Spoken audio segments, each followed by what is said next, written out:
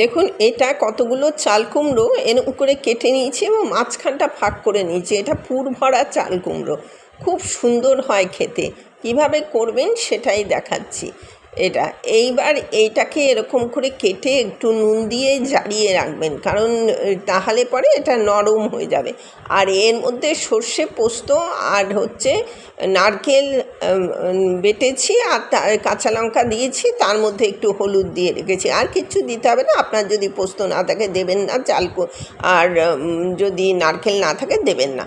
এইভাবে পুরগুলো ভরে নিচ্ছি। সমস্ত পুরগুলো দেখুন মাঝখানে এইভাবে পুর ভরে নেবেন। চাল কুমড়ো পুর ভরা খুব সুন্দর হয় রেসিপিটা, বহু পুরনো রেসিপি। এইভাবে পুর ভরে এটাকে এবার ভাজবো। আর নুন দেওয়ার কারণ এটাকে আমি একটু জারিয়ে নিয়েছি। দেখুন কতটা জল বেরিয়ে গেছে, তাহলে কি এটা ভাজতে সুবিধা হবে, নরম হয়ে যাবে জিনিসটা। এবার চলুন আমি ভাজতে যাই। এবার দেখুন এটা সর্ষের তেলে করবেন। আমি প্যান বসিয়ে দিয়েছি, প্যানের মধ্যে এগুলো দিয়ে দেবো সাজিয়ে সাজিয়ে, এগুলো ভাজা হয়ে যাবে।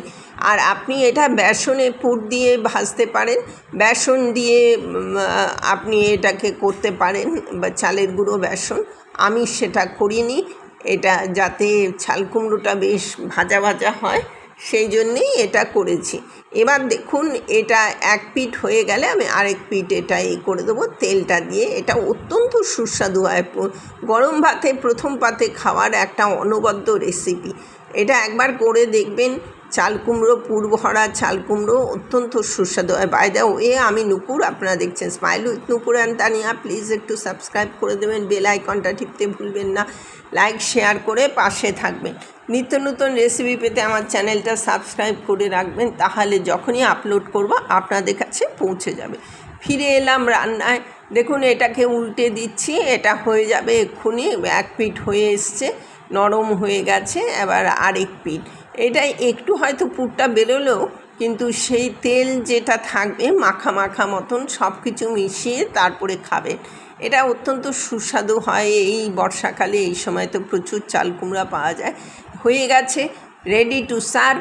এতক্ষণ আমার সাথে থাকার জন্য অশেষ ধন্যবাদ। পরবর্তীতে দেখা হচ্ছে যে কোনো এপিসোডে যে কোনো রেসিপি নিয়ে। এই চাল কুমড়ো ভাজা বা পুর ভরা চাল কুমড়ো অত্যন্ত সুস্বাদু হয়। প্রথম পাতে গরম ভাতে একবার খেয়ে আমাকে একবার কমেন্টে জানাবেন প্লিজ এইটা কীরকম হলো। আজ তাহলে আসছি, পরবর্তীতে দেখা হচ্ছে যে কোনো একটা নতুন রেসিপি নিয়ে। সুস্থ থাকুন, ভালো থাকুন এই কামনাই করি। আজ তাহলে আসলাম, টাটা।